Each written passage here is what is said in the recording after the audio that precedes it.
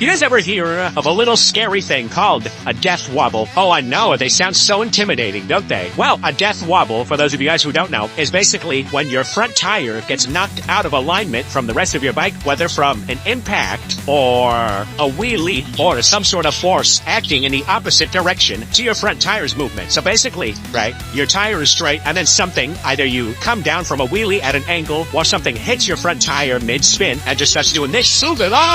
When it does that, it's called a tank slopper. Your handlebars are going to be jostling around like this and just, you're not going to have much control. It's super scary, okay? But I got you. Here's what to do if that ever happens. Now, for those of you guys who don't know science, not saying that I know science, but I did do some research on scobies. Motorcycles use centrifugal force in order to keep themselves upright and to keep them moving. They require momentum in order to keep themselves aligned. When the front tire is knocked out of its alignment, the motorcycle in and of itself is going to try to correct itself. Doesn't necessarily need a damper to do that, and it definitely doesn't need you to pull it back into alignment. Now, I know some people who are a little bit strong, and they can pull that shit back into alignment. I don't recommend that for everybody. Honestly, if you were to try to do that, there's a high likelihood that you're going to end up locking out your tire, and you're going to flip over your bike. Speaking of which, something that you really don't want to do is grab on that front brake, okay? That front brake will get you very hurt in the event of a death wobble. Why? Your front brake, what is it supposed to do? It's supposed to stop your front tire from moving. So, if your front tire is hitting the sides back and forth, and you grab on the brake and it's not straight, the momentum of your bike is either going to send it into a high side, or the abrupt jolt is going to send you into a low side. Either way, you're probably going to get thrown off your bike. So just don't use that front brake, okay? If you feel the need to slow down, use your rear brake.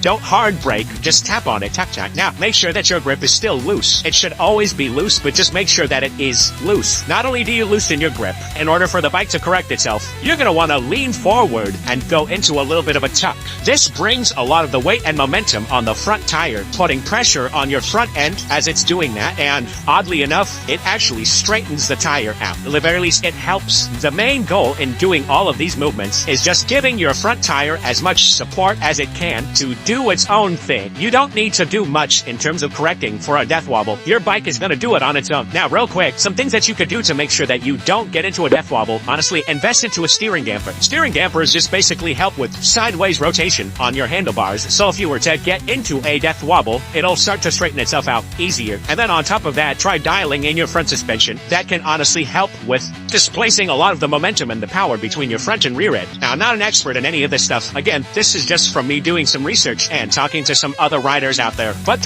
yeah, so y'all stay safe. Y'all keep your heads down, the smiles up. I don't want to see y'all death wobbling, okay? I'll see you guys in the next video. Alright.